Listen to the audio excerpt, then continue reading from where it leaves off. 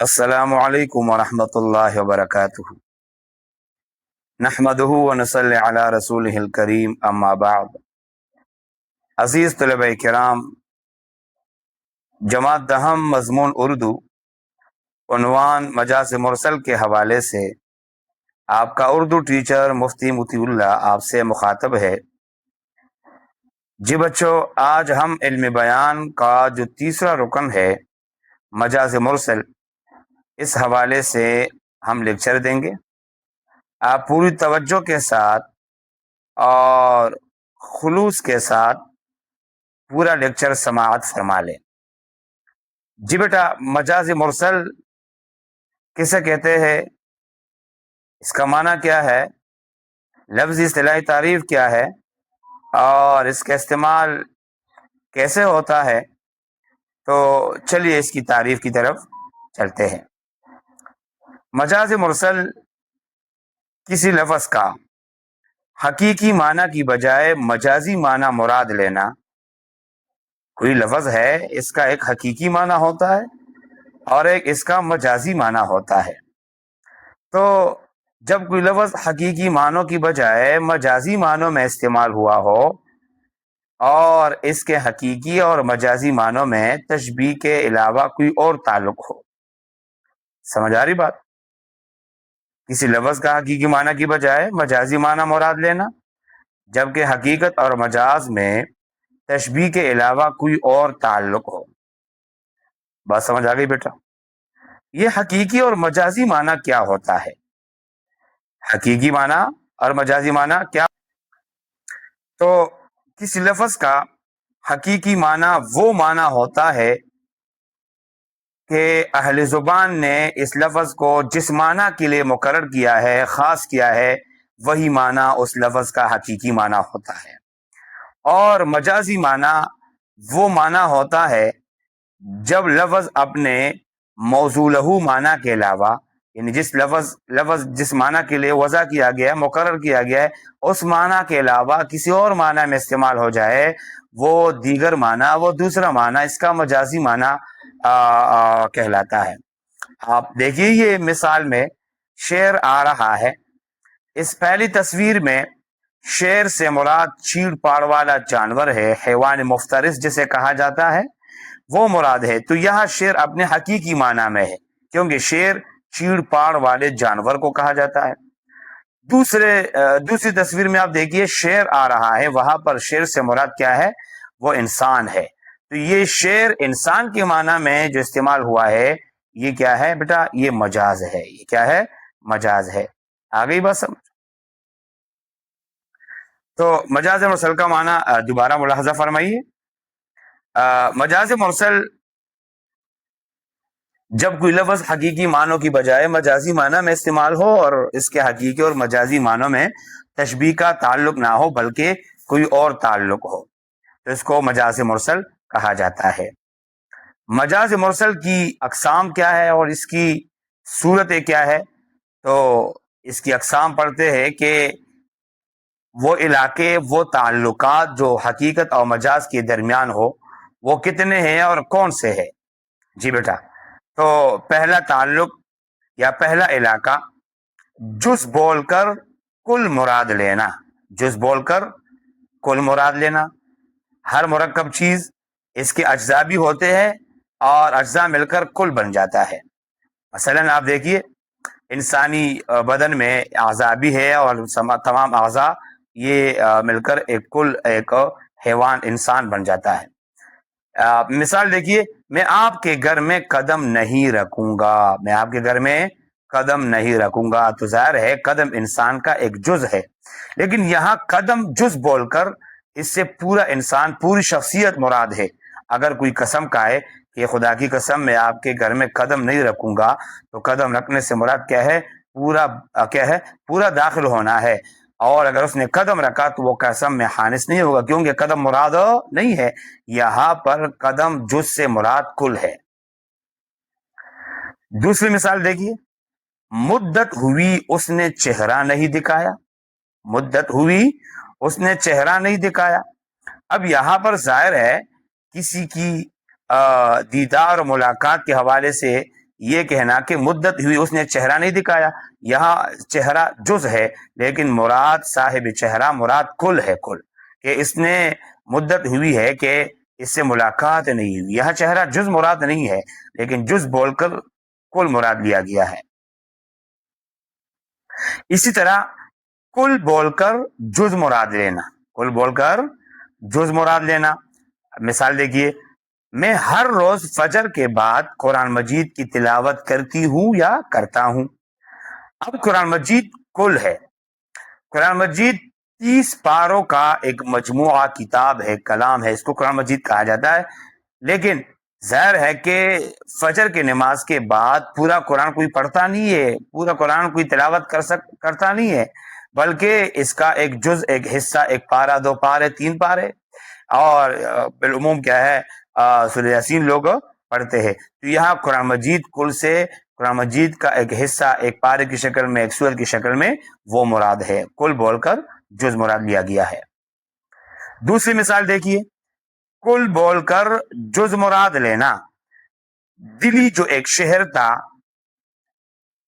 عالم میں انتخاب، ہم رہنے والے ہیں اسی اجڑے دیار کے۔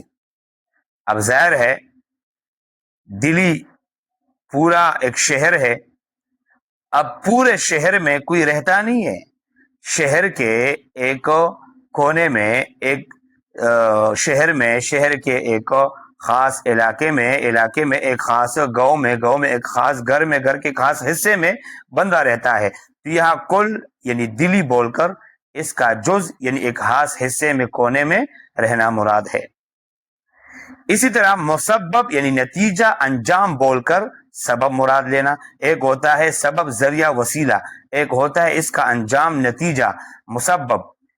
جیسے آگ جل رہی ہے، آگ مسبب ہے اور آگ جلنے کا سبب کیا ہے بیٹا؟ وہ ایندھن ہے۔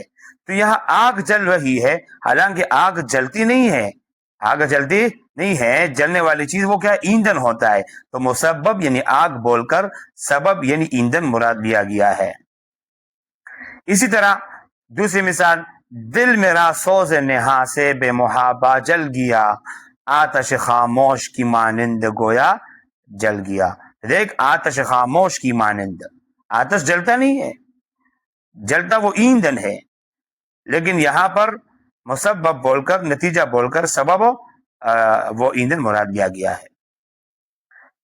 اسی طرح سبب بول کر نتیجہ مراد لینا، سبب بول کر نتیجہ مراد لینا، جیسے بادشاہی مسجد اورنگزیب عالمگیر نے بنائی۔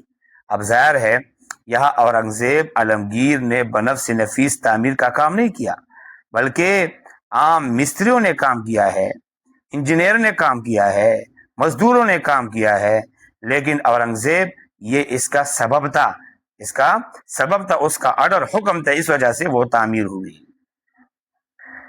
دوسری مثال دیکھیے، اتنا ٹوٹ کے برسا بادل، ڈوب چلا میں خانہ بھی، ڈوب چلا میں خانہ بھی۔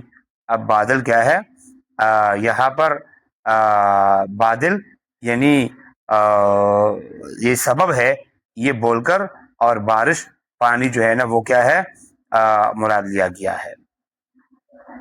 اسی طرح ظرف بول کر مظروف مراد لینا، ظرف کہتے ہیں برتن کو، مظروف کہتے ہیں برتن کے اندر جو چیزیں ہوتی ہے۔ مثلا وہ بوتل پی رہا ہے تو بوتل ظرف ہے، کوئی بوتل ظرف کو پیتا نہیں ہے، بلکہ جو اندر ہوتا ہے بوتل میں وہی پیا جا رہا ہے، تو وہ بوتل پی رہا ہے، یعنی ظرف بول کر مظروف مراد لیا گیا، بوتل کا ذکر کر کے مراد کیا ہے؟ وہ شربت ہے۔ دوسری مثال، فوارہ ابل رہا ہے، فوارہ ایک ظرف ہے، وہ ابلتا نہیں ہے، اس کے اندر پانی ابلتا ہے، تو ظرف بول کر مراد مظروف یعنی پانی مراد لیا گیا ہے۔ اسی طرح اس کا الٹ، مظروف بول کر ظرف مراد لینا، جیسے چائے چولہے پر رکھی ہے، ظاہر ہے چائے چولہے پر رکھی ہے، یہاں پر چائے جو مجموعہ ہے، دودھ، پانی، پتی، چینی وغیرہ کا، وہ چولہے پر رکھا نہیں جاتا، بلکہ برتن رکھا جاتا ہے، برتن میں چائے ہوتا ہے۔ تو یہاں مظروف بول کر یعنی چائے بول کر ظرف یعنی برتن مراد لیا گیا ہے۔ اسی طرح کانا لاؤ، تو کانا لو سے مراد یہ نہیں ہے کہ جو سالن ہے وہ سالن بغیر کسی برتن کے وہ آپ کے سامنے رکھا جائے، بلکہ مضروب بول کر یعنی سالن بول کر ظرف یعنی پلیٹ اور برتن مراد ہے یہاں پر۔ اسی طرح ماضی بول کر حال مراد لینا، ماضی بول کر حال مراد لینا، جیسے کوئی ریٹائر شخص ہے یا پروفیسر ہے یا میجر ہے یا کرنل ہے، آپ اس کو یوں کہیے ڈاکٹر صاحب ادھر آئے، حالانکہ وہ ڈاکٹری سے ریٹائر ہو چکا ہے، پروفیسر صاحب ادھر آئیے، حالانکہ وہ پروفیسر سے ریٹائر ہو چکا ہے، کرنل صاحب ادھر آئیے، حالانکہ وہ ریٹائر ہو چکا ہے۔ تو یہ ماضی بول کر حال مراد لیا گیا ہے۔ حال بول کر ماضی مراد لینا، جیسے کہا جائے کہ میرے سینے کے نشان میری وفاداری کا ثبوت ہے۔ سینے کا نشان ماضی میں کسی مقصد کے لیے چوٹ کھانے کی علامت ہے۔ اب حال بول کر ماضی مراد لیا گیا ہے، جو ماضی میں کوئی کارنامہ ہوا ہے وہی مراد لیا گیا ہے، لیکن اس کی نشانی کے طور پر حال کو لیا گیا۔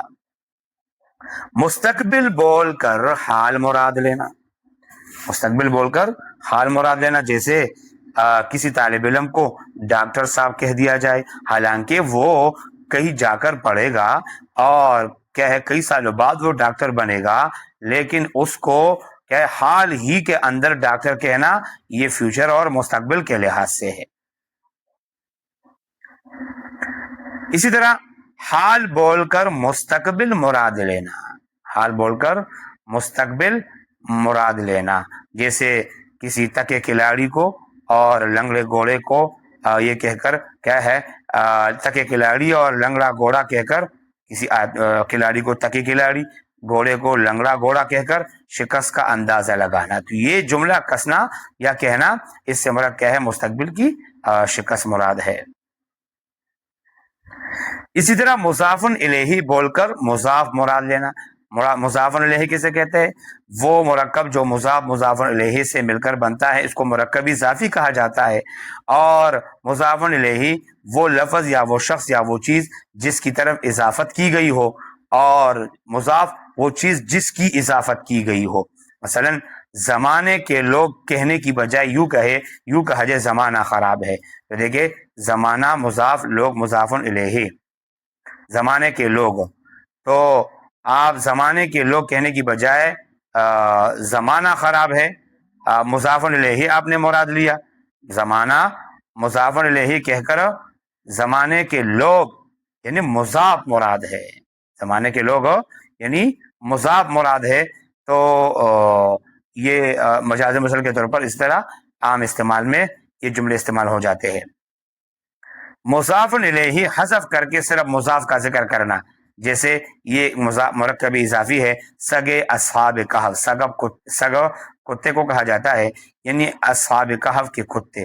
اب یہاں کیا ہے صرف سگ اصحاب کہا جائے، بات کرنا مضاف الیہ یعنی کہف کو بیچ سے کیا کرنا حذف کر دیا جائے، تو اس کو کہا جاتا ہے مجاز مرسل کے طور پر مضاف الیہ حذف کر کے صرف مضاف کا ذکر کیا جائے۔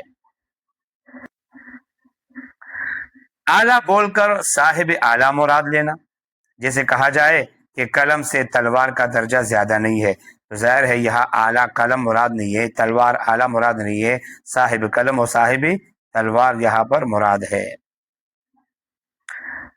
صاحب اعلیٰ بول کر اعلیٰ مراد لینا، جیسے مجاہد کا پہلا وار گردن اڑا گیا، یہاں مجاہد کے وار سے مراد کیا ہے تلوار کا وار مراد ہے، تو صاحب اعلیٰ مجاہد ذکر کر کے مراد اعلیٰ ان تلوار کا وار مراد دیا گیا ہے۔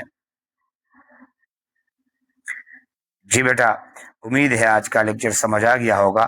آپ اس ویڈیو کو پوری توجہ کے ساتھ اور خلوص کے ساتھ اس کو سماعت فرما لے، بار بار دیکھیے، انشاءاللہ اس ویڈیو پر اس سے متعلق جو ہے نا آن لائن کلاس میں بھی اس کا وہ تذکرہ ہوگا۔ اللہ پاک ہمیں سمجھ کی توفیق عطا فرما دے۔ والسلام۔